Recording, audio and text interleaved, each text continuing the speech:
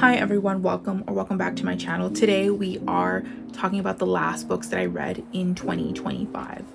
So in the month of December, I read a total of 7 books, which is fantastic.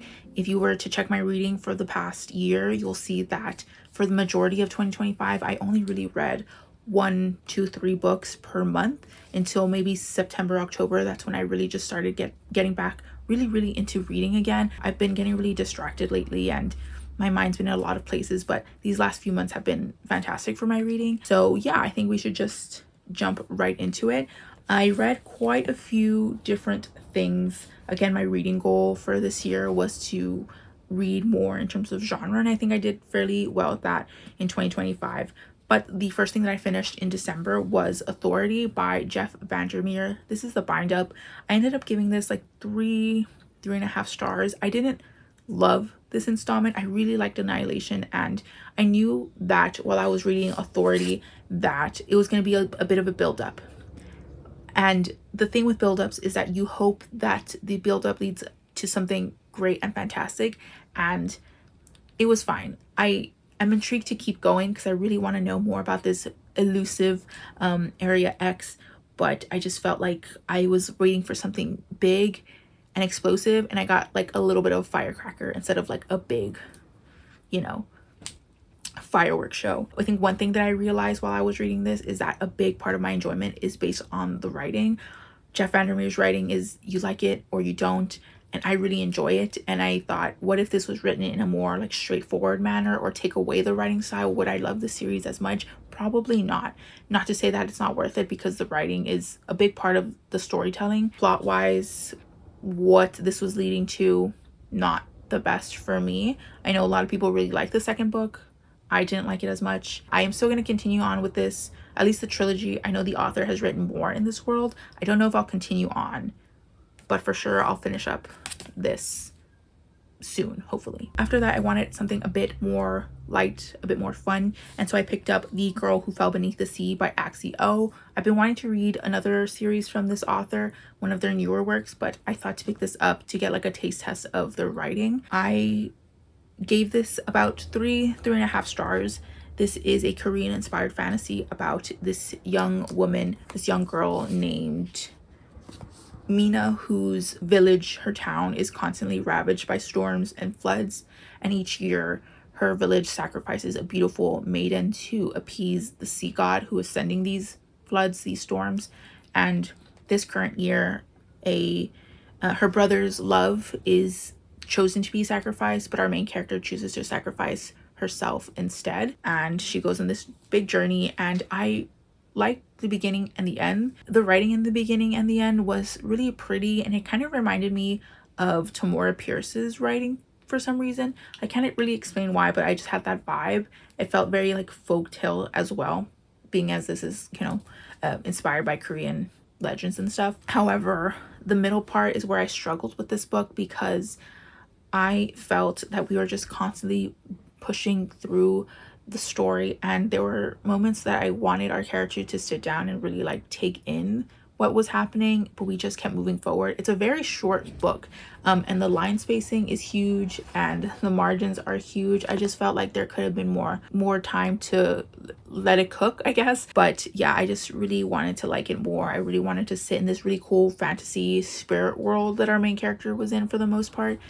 So I gave it 3.5 stars. But I am still looking forward to Axie O's other series. I think it's called The Floating World. And then after that, I read my last 5-star of the year, and that was The Angel of Indian Lake by Stephen Graham Jones. This is the end of a trilogy that I absolutely love. The Indian Lake trilogy is so good. I can't really talk about this book specifically. This story revolves around a young woman named Jade, and she's such a fantastic character. I love being in her head. She loves slashers. She's so referential.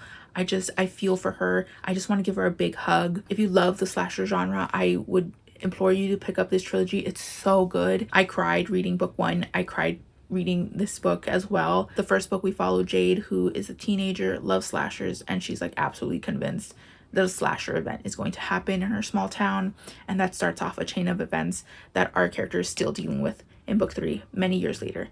I really love this trilogy so much. I'm not like a bookish tattoo person, but if I had to get a bookish tattoo, it'd probably be something related to this series. After that, I picked up the classic of the month. I'm trying to again get some more classics, some more nonfiction in my reading. I picked up The Great Gatsby by F. Scott Fitzgerald. So I have technically read this before, but it's been so long. I think I read it freshman year of high school, so this was basically like me reading it for the first time.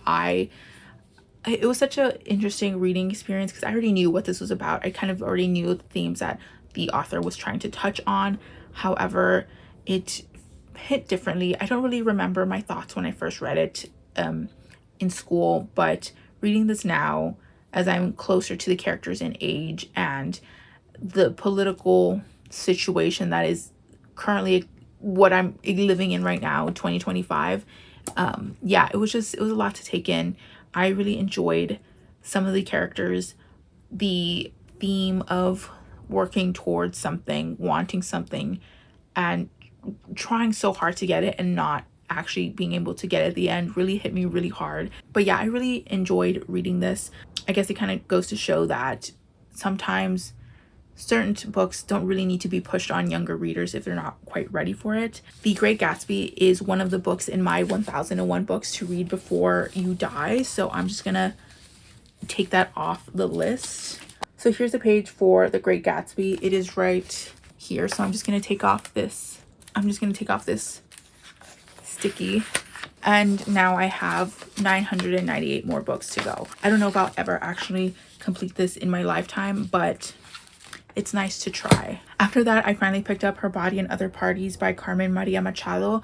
I've been wanting to read this forever. It's a short story collection revolving around women's bodies and the things that they go through, violence or otherwise, and I really enjoyed some of these. Didn't enjoy some others. That happens a lot when reading short story collections. The thing that I was most looking forward to with this was the author's writing. I've heard people talk so highly of it, and unfortunately, I think it was the writing that got in the way of some of the stories, but not others, which is really unfortunate. There was some stories that I felt the message or the narrative was really obscured with the author doing a lot with their storytelling, and that was really unfortunate. There were some that were just really drawn out, like the Law and Order inspired story was a bit much, and I kind of felt myself like, what am I doing here?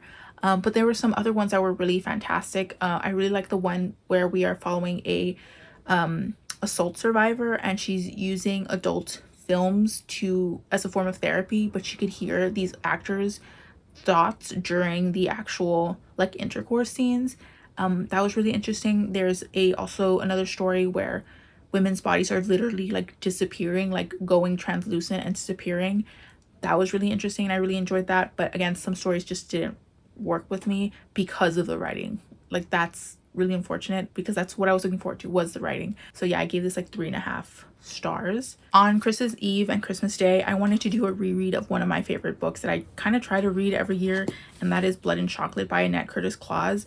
I have read this book so many times. It is one of my teen favorites. It follows a young girl named Vivian who's about 15, 16. She's a werewolf. She's mourning the death of her father and this boy that she really loved. She feels that she is partly to blame for their passing, and she's never really felt comfortable amongst humans, and now she really doesn't feel comfortable amongst her pack, and so she is quite literally a lone wolf in this book. Deals with this idea of like not fitting in, which a lot of teenagers go through. I went through that same thing. So when I read this, pretty much the same age that Vivian was, I totally like imprinted on this book. It's not great by today's standards. It was written in the 90s. There is one romantic relationship here between someone who is a teenager and someone who's in their like early to mid 20s. Again, not appropriate. I don't really recommend it for that reason. I just have a lot of sentimental value to it. During this reread, I really appreciated Vivian's perspective on the people around her and the world that she lives in. She's fairly mature for her age, but in a realistic, mature way, not in like she's suddenly like, I don't know, Aristotle or something. But she's very empathetic. She knows more than the people around her give her credit for. Yeah, I just felt really close to this character when I first read her. In some ways, I still feel close to her. It's 5 stars to me. I understand that it might not be to people who just pick it up this year, but I really enjoyed this reread for Christmas. And the last book that I read for December, the last book of the year, was Indelible by Karin. I literally finished this New Year's Eve. I was reading this while my mom was watching Face Off. It was a lot of anxiety. There's a lot of things going on both on the TV and while I was reading this, but this is the 4th book in the Grant County series. I think I gave this like 4 stars. Karin is an excellent thriller author. She does like small town, southern small towns very well. A lot of her books take place in like Alabama, Georgia, Louisiana, Mississippi, those types of places, the Bible Belt essentially.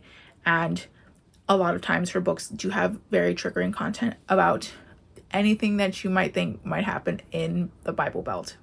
Yes, but I do think that most of the things that she puts in her books have a purpose. A lot of her books have violence against women or children, so just like keep that in mind when you pick up her books, and it could be very explicit at times. This is the 4th book in a series. They're fairly contained mysteries, so I haven't really been up to date with this series. It's an older series, and the last time I read something from this series was like 2-3 years ago. It's not really one that you have to like keep on top of. They're contained mysteries, so this was really fun. Enjoyed it. I knew exactly what I was getting into. Peak thriller, very twisty, very turny. This one had like different timelines that we were following. I struggled with this one because the love interest, the police chief, whatever, Jeffrey, hate his guts, I think he needs to be killed off, but that's just me. But yeah, that's it. That's everything that I read in December. Those are the last books of the year for me. What a year it's been for me reading wise. I will be doing maybe some more end of the year content soon. It's just a little difficult with family always being like in the area, so like in my presence, so that will come out eventually. But I'd like to hear anything you have to say down below in the comments. Anything that I've talked about. Have you read any of these books? Are you interested in reading any of these books? I will link my social medias down below, as well as some far more important links. Feel free to like, dislike, comment, or subscribe, or do neither. It's all cool with me. Thank you so much for watching, and I will see you in the next one. Happy New Year. Peace.